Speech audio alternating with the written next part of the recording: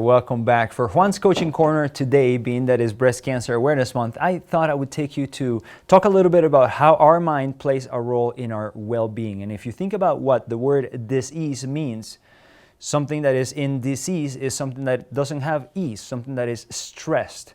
So one of the things that plays the biggest role in disease, in anywhere in the body, is your stress. There's a great book called Your Will to Be Well by Neville Hodgkinson, which I highly recommend. And it does talk about that connection of the mind and body. And what happens in many cases is, if you don't have the right mental attitude, and I don't want to talk about the positive mental attitude, because if you think about the meaning of words and you're thinking about a cancer journey, having a positive mental attitude doesn't necessarily equate to good things, being positive, cancer patient. So I like to think about having the right mental attitude, which means finding ways to de-stress, figuring out where are those points in your life that are causing conflict and stress. There are ways that they represent in your body. For example, if you're in a dentist's office, many people are grinding their teeth, and they're doing that because they're stressed. They have these internal conflicts that they have no idea how to deal with.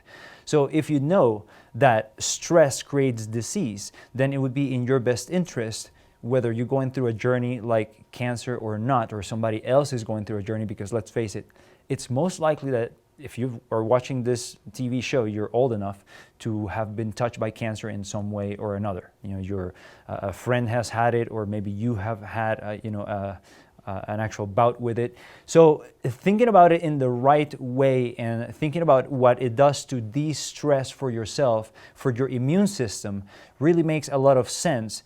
And I'm not saying that the right mental attitude is going to cure cancer per se, but it is going to make your journey a whole lot easier, and your healing journey, what your body has to do to bring you back, a lot easier.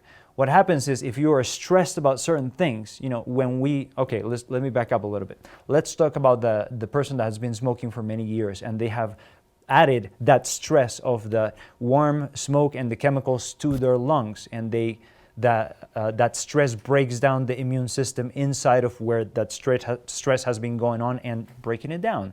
And that's where lung cancer comes from.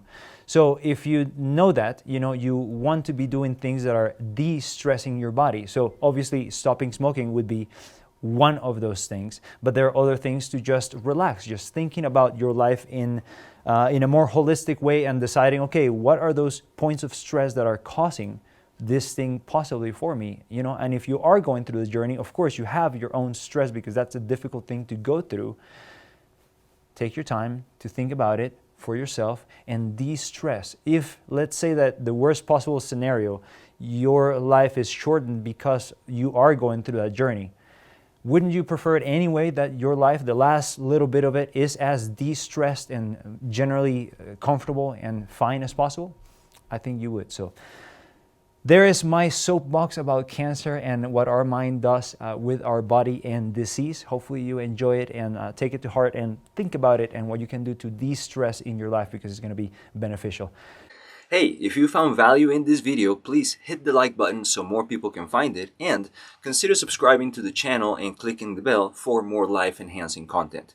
Oh, and by the way, there's no rush. Hang around, watch some other videos, and I'll see you on the next one. Thanks for watching.